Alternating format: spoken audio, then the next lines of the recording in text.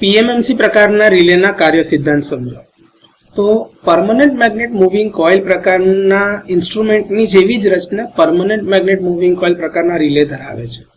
હવે આ પીએમએમસી પ્રકારના જે રિલે છે એમાં પરમનન્ટ મેગ્નેટ દ્વારા ચુંબકીય ક્ષેત્ર એટલે કે મેગ્નેટિક ફિલ્ડ બનેલું હોય છે.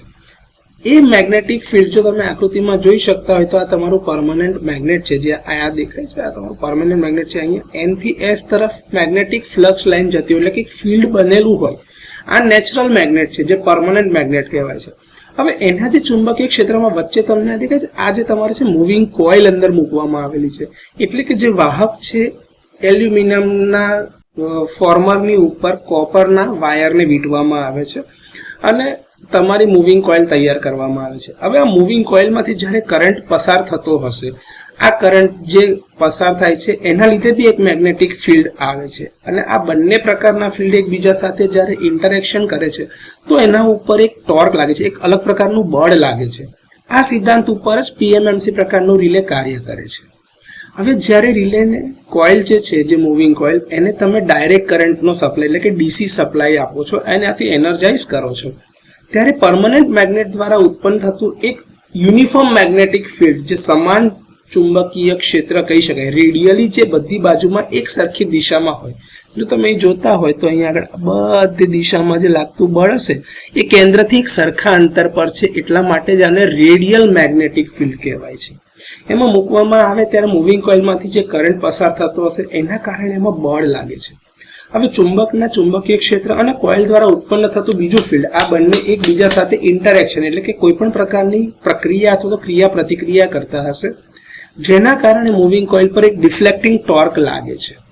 આ ડિફ્લેક્ટિંગ ટોર્ક જે છે એ નીચેના સૂત્ર મુજબ આપી શકાય કે ભાઈ આ જે બળ લાગતું હશે અથવા તો જે ટોર્ક લાગતું હશે એ એના ફિલ્ડની ઉપર આધાર રાખે છે અને ફિલ્ડ એટલે કે મેગ્નેટિક ફ્લક્સની ડેન્સિટી અને એનો કેટલો યુનિફોર્મ એરિયા છે એટલે કે ફ્લક્સ પર પોલ કેટલું છે, એ આટાની સંખ્યા કેટલી છે મૂવિંગ કોઇલની અંદરમાં, એ આટાની સંખ્યા n અને એમાંથી કેટલો કરંટ પસાર થઈ રહ્યો છે એ કરંટ I.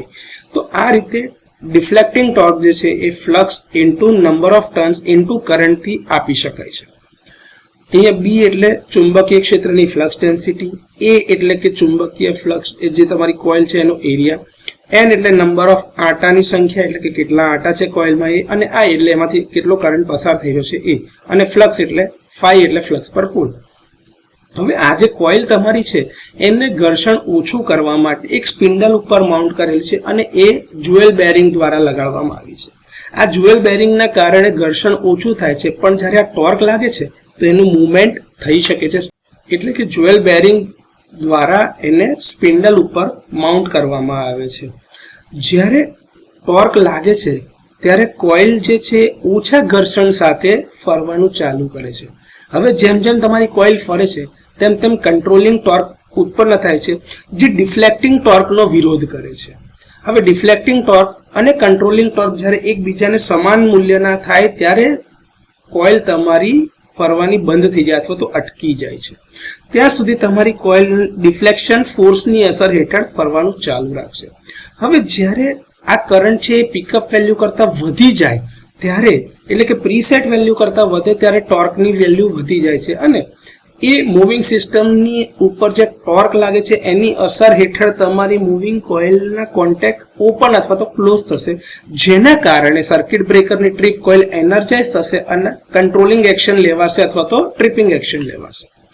હવે કોઈ કારણથી જો આ કરંટની કિંમત ડ્રોપ આઉટ વેલ્યુ એટલે કે રીસેટ વેલ્યુની આસપાસ અથવા તો જેની પિકઅપ વેલ્યુ કરતાં નીચે જતી રહેશે તો ડિફ્લેક્ટિંગ ટોર્કની કિંમત ઘટશે અને કંટ્રોલિંગ ટોર્કની કિંમતમાં વધારો થશે.